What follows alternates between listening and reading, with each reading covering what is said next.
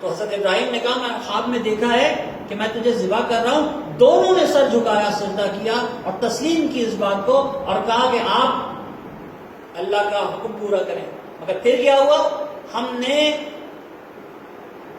ابراہیم کا جذبہ قربانی کو قبول کر لیا اور اس قربانی کو ذبح عظیم سے تبدیل کر دیا اور اسے آخری زمانے کے لیے چھوڑ دیا. اور اس کے بعد اللہ خود کہتا ہے سلام علی ابراہیم. قرآن میں اللہ کہتا ہے سلام علی ابراہیم. لیکن جب حضرت ابراہیم نے دیکھا کہ بچہ بچ گیا، آپ کو معلوم ہے جب حضرت ابراہیم نے دیکھا کہ بچہ بچ گیا اور اس کی جگہ ایک دمبا ذبح ہو گیا، کوئی بھی دوسرا باپ ہوتا تو شکر کا سجدہ کرتا. شکر کا سجدہ بھی ہر جگہ افضل نہیں ہے. کوئی دوسرا باپ ہوتا شکر کا سجدہ کرتا. ابراہیم روتے روتے سجدے میں گر گئے، روتے روتے سجدے میں گرے اور اللہ سے سوال کیا کہ پروردگار مجھ سے کیا خطا ہوئی جو میری قربانی قبول نہ ہوئی؟ مجھ سے ایسی کیا خطا ہوئی کہ میری قربانی تو نے قبول نہ کی؟ لیکن اللہ نے کہا ابراہیم تمہارا جذبہ قربانی ہم نے قبول کر لیا، لیکن اس اسماعیل کی نسل میں میرا نبی آنے والا ہے، اس لیے یہ قربانی بعد کے زمانے میں ہوگی اور وہی ذبح عظیم ہوگا. اسی لیے جب مولا حسین کی ولادت ہوئی، اب اس پر غور کیجیے، اسی لیے جب مولا حسین کی ولادت ہوئی تو ولادت کے دن شہادت کو یاد کر کے، یعنی ولادت کے دن امام کی شہادت کو یاد کر کے رسول رو رہے ہیں، مختار ہیں. نواسی کی پیدائش میں کوئی نہیں روتا، مگر رسول تو مختار ہے، اس کی مرضی خوشی کرے، اس کی مرضی غم کرے.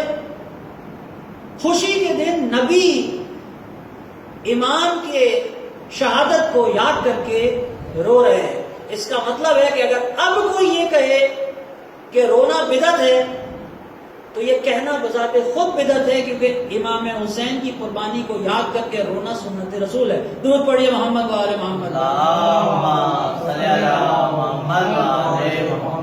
تو عزیزان گرامی،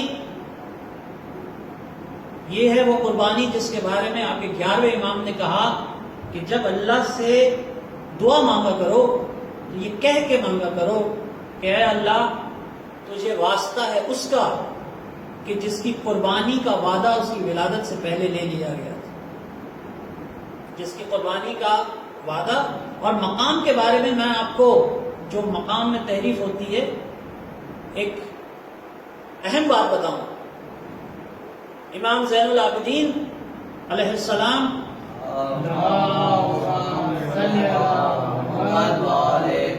اپنے شاگردوں کو درس دے رہے ہیں، اپنے شاگردوں کو درس دے رہے ہیں.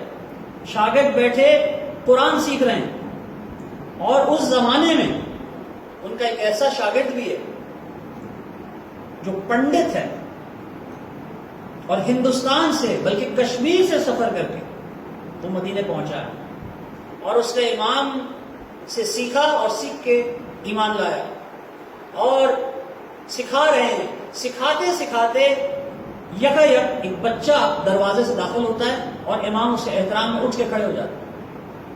میں صرف مقام کا احترام سمجھانے کے لیے آپ کو بتا رہا ہوں. امام اٹھ کر کھڑے ہو گئے جب وہ بچہ آیا، لوگ بھی کھڑے ہو گئے تعظیم میں. لوگوں نے مڑ کے غور سے دیکھا اور دیکھا کہ یہ امام کے صاحبزادے باقر تو نہیں ہیں، امام محمد باقر تو یہ نہیں ہیں، ہم تو انہیں جانتے ہیں، ہم تو انہیں پہچانتے ہیں. جب وہ بچہ چلا گیا تو امام بیٹھ گئے. جب تک وہ بچہ وہاں دروازے میں رہا امام کھڑے رہے. جب چلا گیا امام بیٹھ گئے. تو ایک شاگرد نے پوچھا مولا ہم امام محمد باقر کو تو پہچانتے ہیں، یہ بچہ کون ہے جس کے احترام میں آپ کھڑے ہوئے؟ تو امام کہتے ہیں اسے بھی پہچان لو، یہ میرے چچا عباس کا بیٹا ہے. تو پوچھا گیا مولا آپ اس کے لیے کھڑے کیوں ہوئے؟ تو جواب میں کہا میرے چچا کا بڑا مقام ہے، میرے چچا میرے محسن ہیں، اور اگر ایک امام کے محسن ہے تو اس کا مطلب ہر امام کے محسن ہے، کیونکہ امام کا قول صرف ایک پر نہیں ہو۔ آپ کے 11ویں امام امام حسن عسکری علیہ السلام کا جب آخری وقت قریب تھا اور یہ بات طے کر لی گئی کہ آپ کو شہید کیا جائے گا، تو آپ نے اپنے خادم سے کہا سنو، میرے گھر جاؤ اور میری زوجہ سے کہنا کہ میرے بچے کو لے کر، نرجس خاتون بڑا ان کا مقام ہے، میرے بچے کو لے کر ایک بزرگ ہیں ان کے گھر چلی جائے، کہیں ایسا نہ ہو کہ حکومت فوج کشی کرے گھر کے اوپر۔ تو خادم نے پوچھا مولا اگر وہ مجھ سے پوچھیں کہ یہ گھر کس کا ہے تو میں کیا جواب دوں؟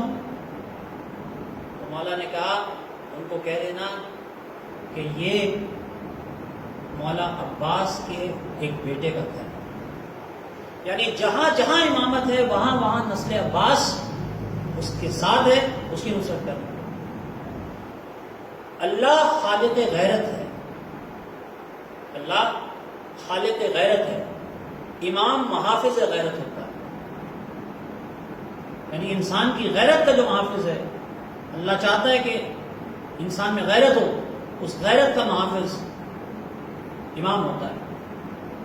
اور جتنی غیرت آپ نے چوتھے امام میں دیکھی، مولا عباس میں دیکھی، ان سب سے زیادہ غیرت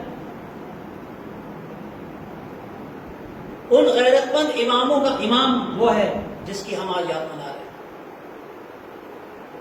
کیونکہ یہ سارے غیرت مند اماموں کا امام ہے۔ آپ کے چھٹے امام کہتے ہیں کہ ہم امام مولا علی کے صدقے میں،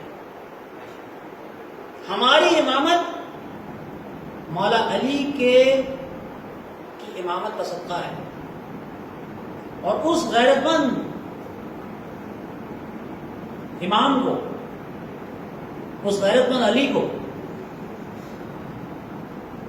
اس کی اولاد کو جس انداز میں بازاروں میں اور درباروں میں پھرایا جاتا ہے،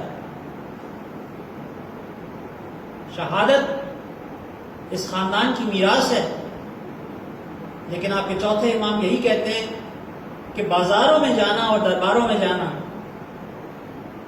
دنیا ہمارے ساتھ انصاف نہیں کرتی، ہم سے پوچھتی رہتی ہے کہ ہم کیوں اتنا روتے ہیں، شہادت تو ہماری میراث ہے، مگر یہ بتاؤ کہ درباروں میں جانا اور بازاروں میں جانا،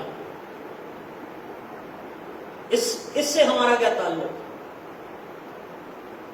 یعنی دمشق کے بازاروں کا ماحول اتنا خراب ہو گیا تھا کہ ہر بات چونکہ ممبر سے نہیں کہی جا سکتی، اس لیے میں پوری بات نہیں کہوں گا، لیکن آپ سمجھیں کہ وہ دمشق کی عورتوں سے جب پوچھا گیا کہ تم بازاروں میں کیوں نہیں جا رہے، تو انہوں نے جواب دیا کہ بازار کا ماحول اتنا خراب ہے کہ ہم کیسے جائیں۔ اب آپ سوچ لیجئے ان بازاروں سے آپ کے امام کی اولاد کو گزار کر کس طرح لے جایا گیا ہوگا اور دربار تک کس طرح لے جایا گیا ہوگا، وہ تو مجھے نہیں پتا۔ مجھے صرف اتنا پتا ہے کہ بی بی زینب کبریٰ جب دربار پر پہنچی، دربار کے دروازے پر، تو زمین پہ بیٹھ گئی، اور جب زمین پر بیٹھ گئی اور اندر جانے سے انکار کیا تو امام زین العابدین قریب آتے ہیں اور قریب آ کے کہا کہ پھوپھی اماں کیا ہوا؟ اگر آپ دربار میں نہ گئی تو پھر امت کی شفاعت کیسے ہوگی؟ اس امت کا کیا ہوگا؟ آپ کو تو چلنا ہوگا، آپ کو تو صبر کرنا ہوگا۔ شاید بی بی کو وہ دن یاد آ رہا ہو جب مولا علی بی بی کو کوفے کا بازار دکھانے لے گئے اور بڑے پردے میں لے گئے اور بڑے شان سے لے گئے، مگر اس دن بھی بیوی نے ایک بات کہی تھی مولا علی سے اور کہا تھا بابا آپ مجھے یہ بازار کیوں دکھا رہے ہیں؟ کیا آپ جانتے نہیں مجھے بازار اچھے نہیں لگتے؟ کیا آپ جانتے نہیں مجھے بازار اچھے نہیں لگتے؟ یہ بازار وغیرہ بیٹیوں کو نہیں بیٹوں کو دکھانے کی جگہیں ہیں، آپ مجھے کیوں دکھا رہے ہیں؟ مولا علی کیا جواب دیتے کہ کیوں دکھا رہا ہوں؟ بس اتنا کہا کہ بیٹا ایک روز تمہیں صرف بازار نہیں بلکہ ایک دربار میں جانا پڑے گا، اور اس دربار میں جب تم جا رہی ہوگی تو پریشان مت ہونا، اس دن میں آؤں گا اور تمہاری مدد کروں گا اس دربار کے اندر جانے میں۔ بی بی زینب فرماتی ہیں بیٹا میں اپنے بابا کا انتظار کر رہی ہوں، بابا آئیں گے، ان سے مل لوں، انہیں دیکھ لوں، اس کے بعد میں دربار میں ضرور چلی جاؤں گی اور امت کی شفاعت بھی ہو جائے گی۔ اللہ لعنت اللہ علی قوم الظالمین۔